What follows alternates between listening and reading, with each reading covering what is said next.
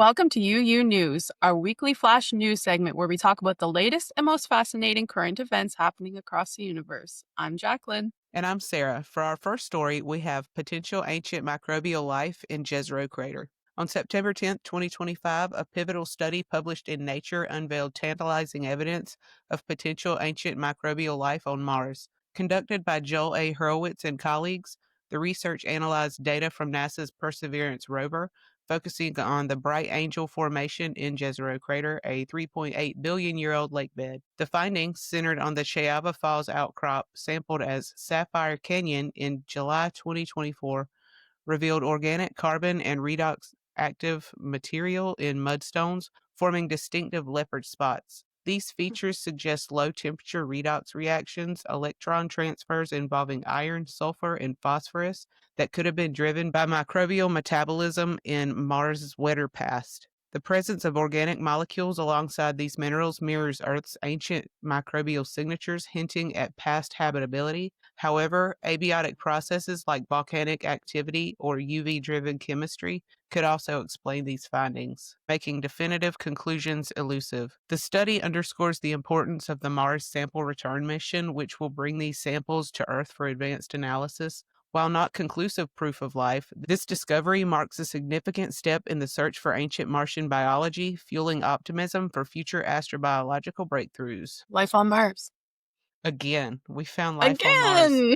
Again, once a week. I wonder Once which a time week, it's going to be real. right? Yeah.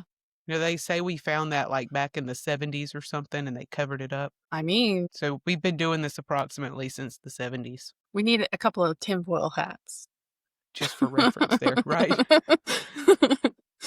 um, What you got, girl? okay, my first story, a cosmic impact linked to ancient extinctions, which is a new study by Public Library of Science finds. And I got this one from plos1.org.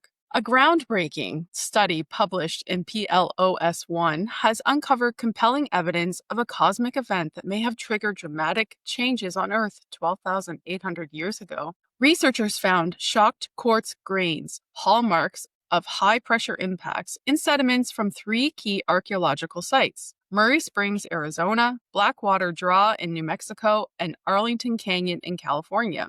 These sites, pivotal for studying the Younger Dryas period, coincide with the sudden extinction of over 70% of North America's megafauna, including mammoths and saber-toothed cats, and the collapse of the Clovis culture, known for its distinctive stone tools. Using advanced techniques like electron microscopy and hydrocode modeling, the team identified glass-filled fractures in quartz akin to those seen in nuclear blasts and meteor craters. These grains, found only in the Younger Dryas boundary layer, align with peaks of other impact markers such as platinum and nanodiamonds. Radiocarbon dating pins the event to 12,875 to 12,775 years ago, suggesting a synchronous cosmic airburst or impact. Simulations indicate a 100-meter comet fragment could have unleashed pressures sufficient to shock quartz, potentially sparking wildfires and an impact winter that altered global climate. The findings strengthen the Younger Dryas impact hypotheses, offering new insights into ancient extinctions and human cultural shifts. New study. New study.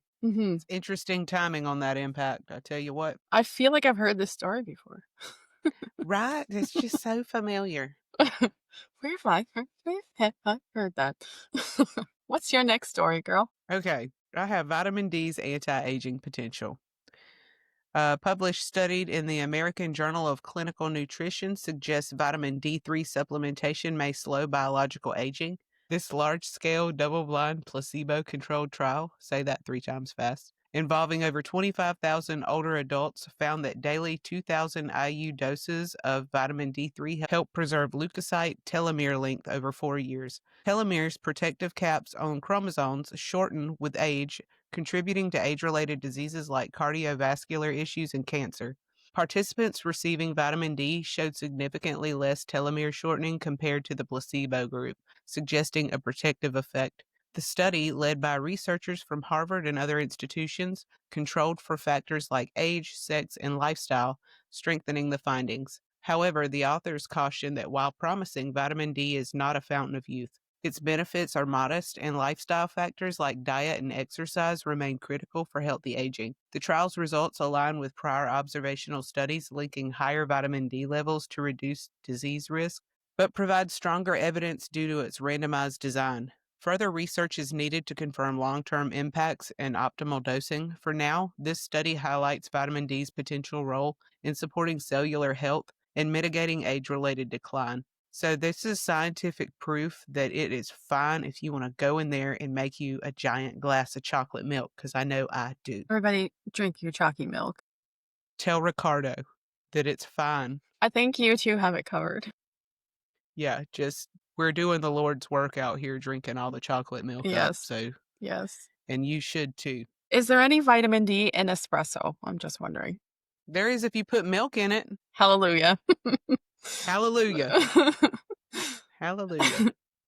Okay, my second article is titled Culture Surpasses Genetics in Shaping Human Evolution Study Claims. And I got this one from Bioscience. So I found this during one of my little anthropological readings. Yes, if anyone's wondering what I do when I'm not doing the news, it's anthropological readings. A new study from the University of Maine, published in Bioscience Journal at the American Institute of Biological Sciences, suggests culture is now the dominant force in human evolution, outpacing genetic changes. Researchers Timothy M. Waring and Zachary T. Wood argue that cultural practices such as farming, medical technologies, and legal systems adapt far faster than genetics. For instance, innovations like eyeglasses and cesarean sections bypass natural selection, enhancing survival and reproduction. This cultural shift, accelerating over millennia, reduces reliance on individual genetic traits. Instead, group based systems like hospitals and education drive health and longevity.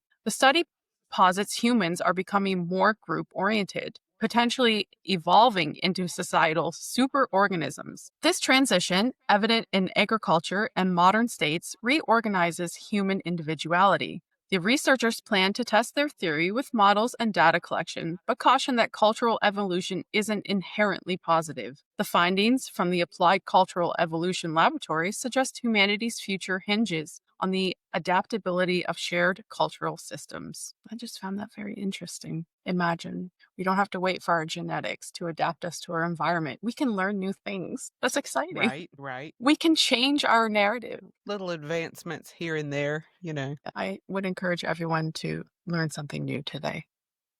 And that's my advice for the week. Should learn something new every day. Indeed. Indeed. Well, that's going to do it for our news this week. If you have an interesting story that you'd like to see us cover, you can drop it in the comments below. Have an awesome week, everyone. Thanks for watching. Bye. Bye.